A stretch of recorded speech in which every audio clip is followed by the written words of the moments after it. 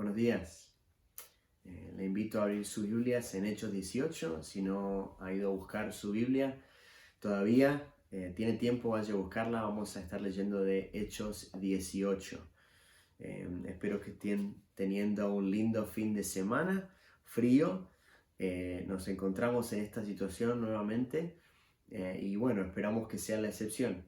El Señor ha sido muy bueno con nosotros, nos hemos podido juntar desde marzo, fines de marzo en la iglesia, y nos hemos podido ver, hemos podido cantar juntos, nos hemos podido aún ver virtualmente con el resto de la iglesia del amor, y sabemos que el Señor ha estado con nosotros y no dudamos que Él va a seguir estando con nosotros, ¿no? Pero sí, vamos a estar leyendo varios versículos, así que le invito a traer su Biblia en Hechos 18.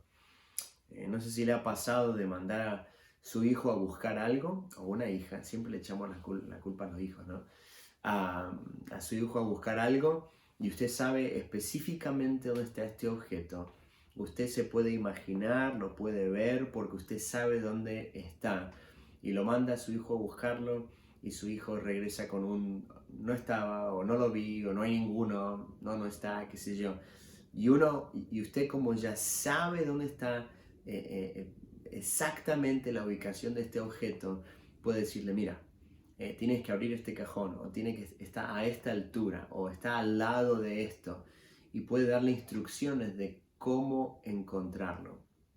O si no, nos podemos imaginar a un papá que ha organizado una búsqueda de huevitos de Pascua, y este papá ha programado dónde se van a encontrar los huevitos de Pascua, cuántos hay, cuántos de este color y de cada color, y cuántos hay para cada persona, si el padre es bien organizado. Y de repente ve, cuando se termina la búsqueda, ve un niño regresando con su canastita y tiene 2 o 3 nomás en su canasta. Y el niño dice: oh, ya no hay más. Pero el papá, como ya sabe cuántos hay y dónde los ha puesto, él le puede decir: sigue buscando, no termines. Y aún puedes darle la dirección, puede decirle dónde están, mira, fíjate de este lado o búscalo de este lado.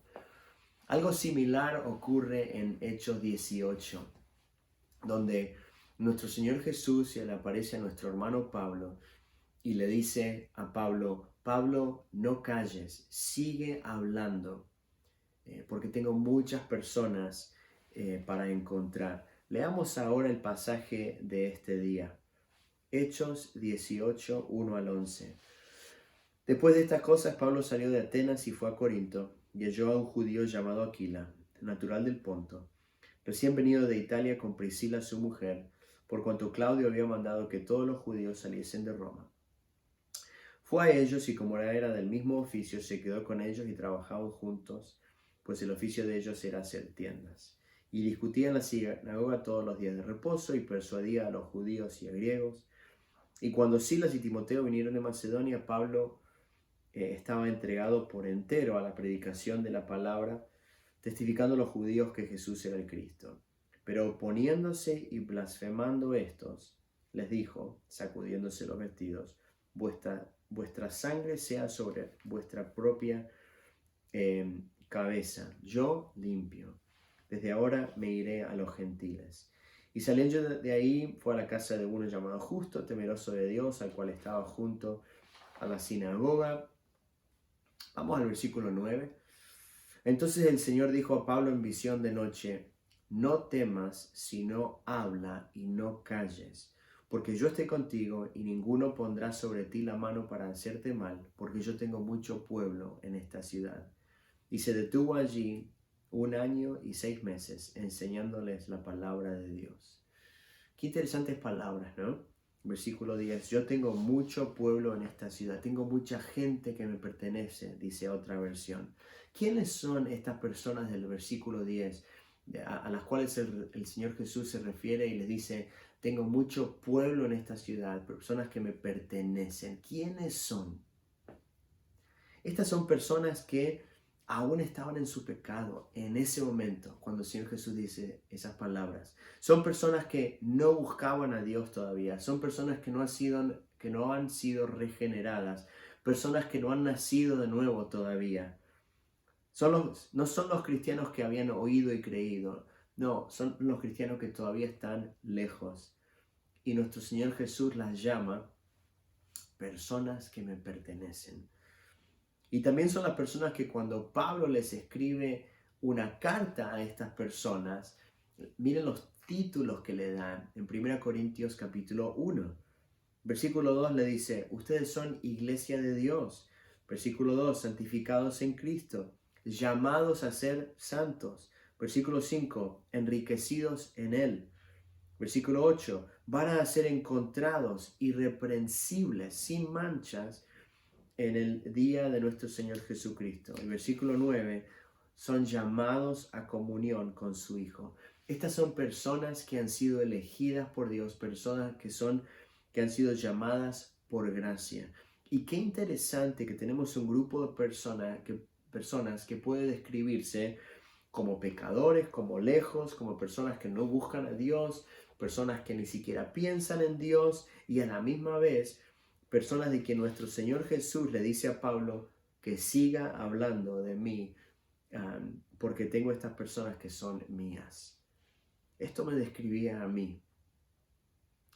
Esto te describía a ti si estás en Jesús. Y esto te puede describir a ti si crees en Jesús hoy.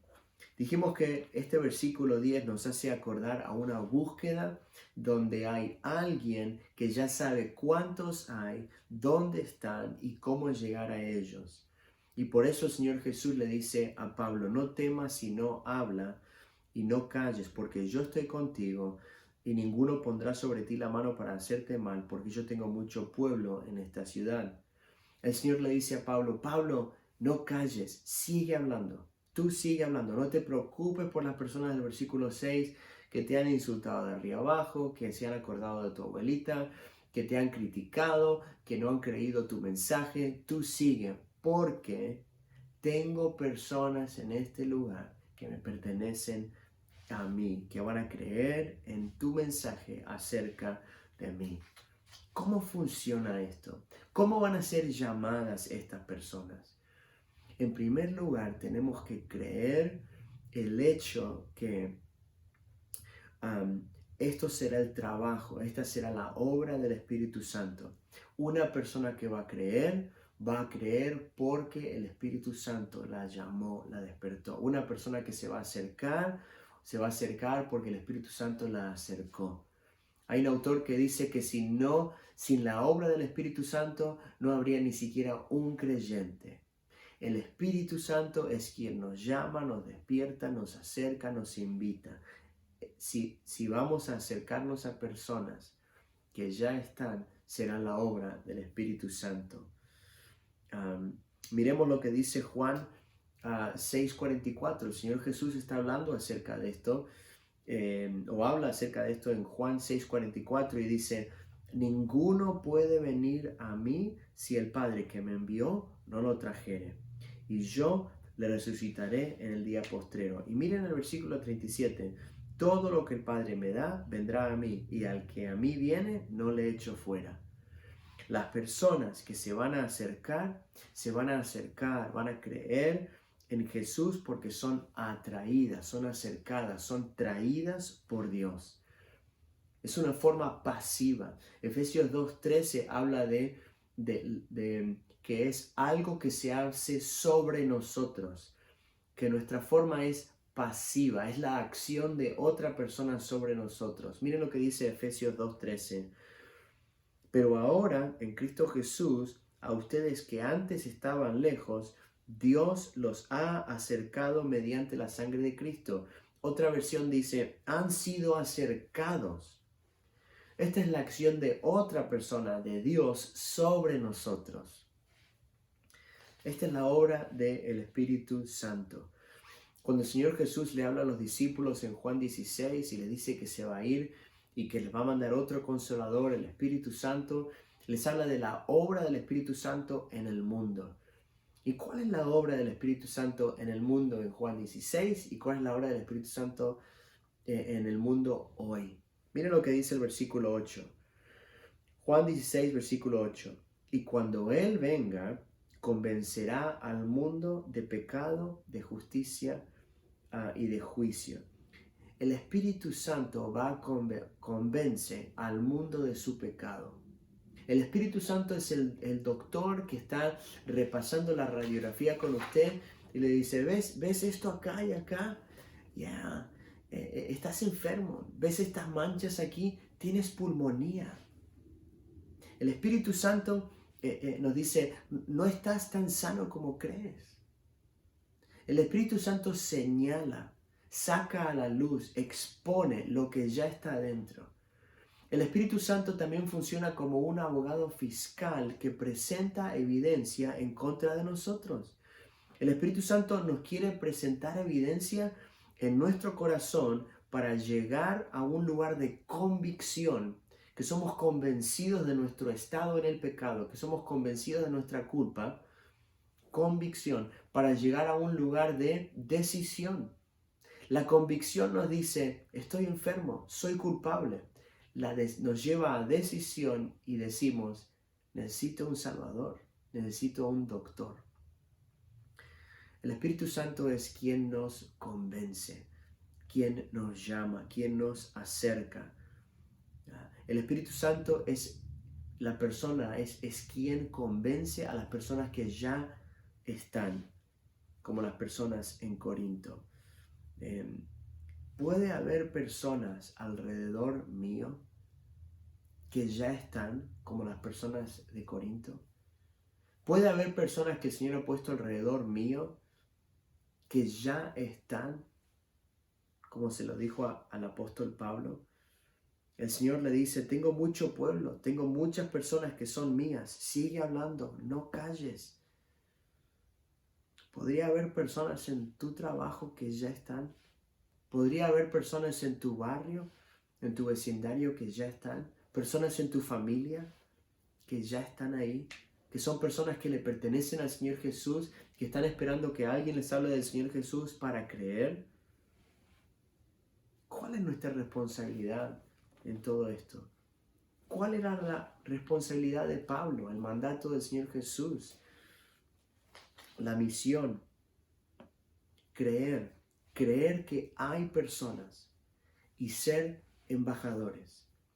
El apóstol Pablo dice en Efesios 6:20 que él es un embajador del ministerio, del evangelio de nuestro Señor Jesús. Ser embajadores de Jesús.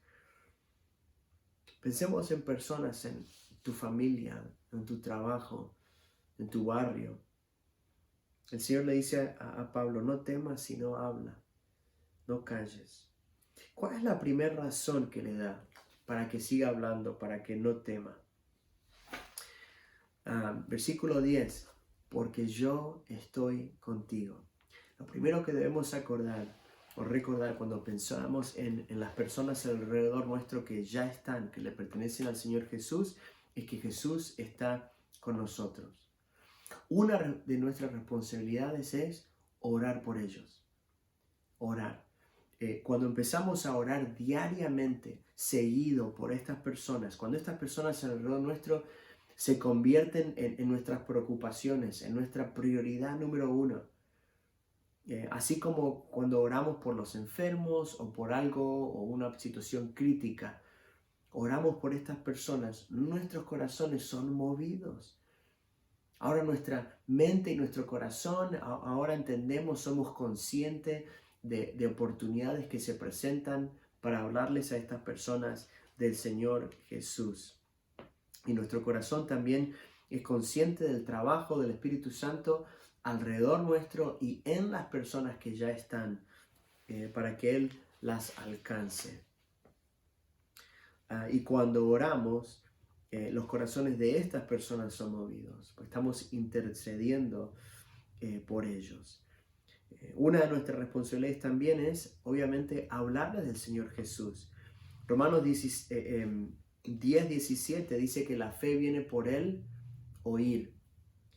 Estas personas que ya estaban en Corinto, que no creían todavía, y estas personas que ya están alrededor nuestro, deben oír para creer. Romanos 10:13 dice que la persona que invoca, que cree en el nombre del Señor Jesús, será salvo. Pero también dice, versículo 14 en adelante, ¿cómo pues invocarán a aquel en el cual no han creído? ¿Y cómo creerán en aquel de quien no han oído? ¿Y cómo oirán sin haber quien les predique? ¿Y cómo predicarán si no fueren enviados? Como está escrito, cuán hermosos son los pies de los que anuncian la paz, de los que anuncian buenas nuevas. Así que la fe es por el oír y el oír por la palabra de Dios. Recordar que Jesús está con nosotros, orar por ellos y hablarles de Jesús, como lo hizo Pablo. Pero miremos algo interesante de cómo les habló Pablo. Porque esta parte de hablar como nos asusta. ¿Cómo les habló Pablo? Pablo llega a hablar con estas personas, les presenta el mensaje del Señor Jesús, les predica a Jesús crucificado por nuestros pecados. Las personas creen, se forma una iglesia. Pablo les escribe una carta y en el capítulo 2 les habla de cómo les habló. Y miren lo que dice 1 Corintios capítulo 2, 1 al 5. Yo mismo, hermanos, cuando fui a anunciarles el testimonio de Dios, no lo hice con gran elocuencia y sabiduría. Me propuse más bien, estando entre ustedes, no saber de cosa alguna excepto de Jesucristo y de este crucificado. Es más, me presenté ante ustedes con tanta debilidad que temblaba de miedo. No les hablé ni les prediqué con palabras sabias y elocuentes, sino con demostración del poder del Espíritu Santo, para que la fe de ustedes no dependiera de la sabiduría humana, sino del poder de Dios. Pablo dice, no les hablé con palabras difíciles. ¿Por qué? Porque la obra no dependía de mis palabras, sino, versículos 4 y 5, de la demostración del Espíritu. No tenemos que ir con palabras difíciles o complicadas. No necesitamos palabras complicadas, sino hablarles de lo que el Señor Jesús hizo en la cruz por nosotros y por ellos, por nuestro pecado. Recordar que Jesús está con nosotros, orar por ellos, hablar de Jesús y ser testigos. El Señor Jesús dijo en Hechos capítulo 1, versículo 8, y me serán testigos, testigos de lo que Él ya ha hecho en nosotros. Y por eso es tan importante tener integridad, que nuestras palabras y nuestras acciones tengan congruencia, tengan armonía. Mateo 5:16, el Señor Jesús habla de nuestras palabras y de nuestras acciones, que tengan armonía. Dicen, hagan brillar su luz delante de todos para que ellos puedan ver las acciones, las buenas obras de ustedes y alaben al Padre que está en el cielo. Cuando nuestras palabras y nuestras acciones tienen armonía, son paralelas, la gente lo puede ver. Y lo que señala eso es al Padre. Refleja al Padre. Versículos 9 y 10 dice, no temas, sino habla y no calles.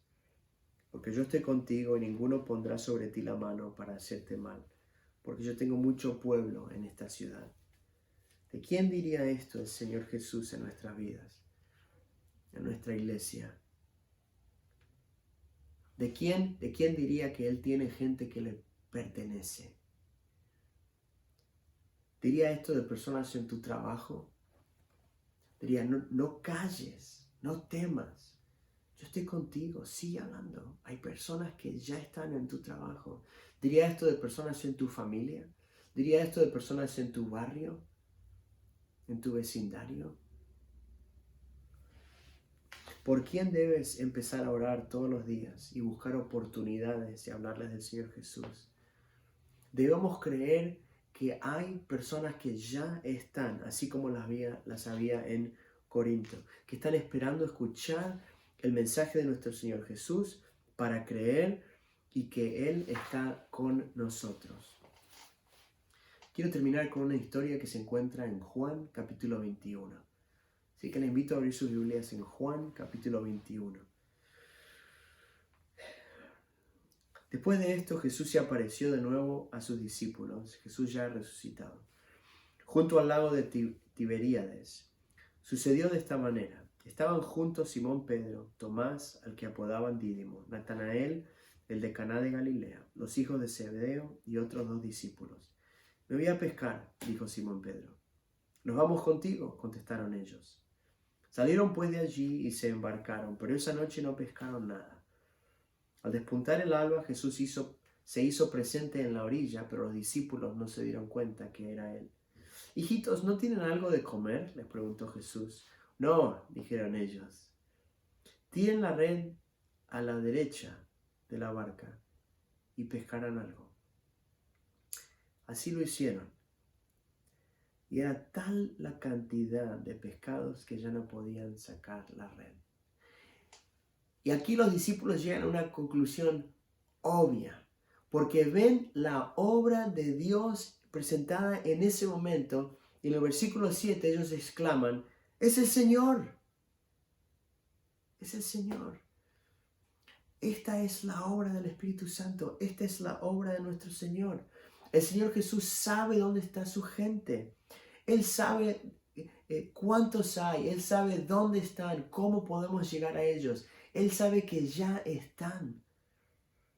Oremos para ser una iglesia activa, donde sea que Él nos ha puesto, en los lugares donde Él nos ha puesto. Que este sea nuestro enfoque hoy, que hoy pensemos en las personas que el Señor ya tiene, que nos ha puesto alrededor nuestro, y que este sea nuestro enfoque por el resto del año. Así que te invito, cuando terminemos este sermón, te invito a tener un momento en oración, donde meditas en cómo vas a reaccionar, cómo vas a responder, cómo vas a aplicar lo que hemos estudiado hoy. Y si estás escuchando esto por primera vez, si estás escuchando el mensaje del Señor Jesús por primera vez, puede ser que tú estés entre las personas que ya están, como las personas que ya estaban en Corinto, que lo que necesitaban era escuchar el mensaje del Señor Jesús para creer, y ahora te toca a ti creer. Puede ser que tú estás en las personas que el Señor Jesús está llamando y acercando, para que tú creas en Él, deposites tu fe en Él hoy y digas que le vas a seguir todos los días de tu vida. ¿Cuál era el mensaje que Pablo predicaba a los corintios? ¿Y cuál es el mensaje de ahora? Él le dice, lo único que hice no fue hablar de palabras sabias o elocuentes, sino que prediqué de Jesús y este crucificado. Este es el mensaje de la Iglesia del Amor, este es el mensaje de la Biblia. Jesús crucificado. Que Jesús murió por tus pecados, por mis pecados. Que tú y yo somos pecadores, que tú eres un pecador. Y que Él murió por tus pecados. Y que creyendo en Él como tu Salvador, porque Él pagó por tus pecados, tú puedes tener una vida nueva. No una mejor versión de ti, sino una vida nueva completamente. Es lo que pasó en las vidas de las personas en Corinto. Ellos tuvieron una nueva vida eterna en el Señor Jesús. Y es lo que tú puedes hacer hoy. Si estás tomando esta decisión, nos encantaría escuchar de ti en este día. Así que ponte en contacto con nosotros. Y para el resto de nosotros en la Iglesia del Amor, hoy tenemos la oportunidad de pensar que así como el Señor Jesús le dijo al apóstol Pablo, no temas, no calles, sino habla. Yo estoy contigo. Tengo muchas personas que ya están, que me pertenecen. Que podamos entender que eso se aplica a esto en nuestras vidas hoy. Que ya hay personas que están esperando escuchar el mensaje del Señor Jesús para creer. Espero que tengan un lindo resto del día y que podamos meditar en la palabra de Dios por este día. Que tengan un lindo día. Que Dios les bendiga.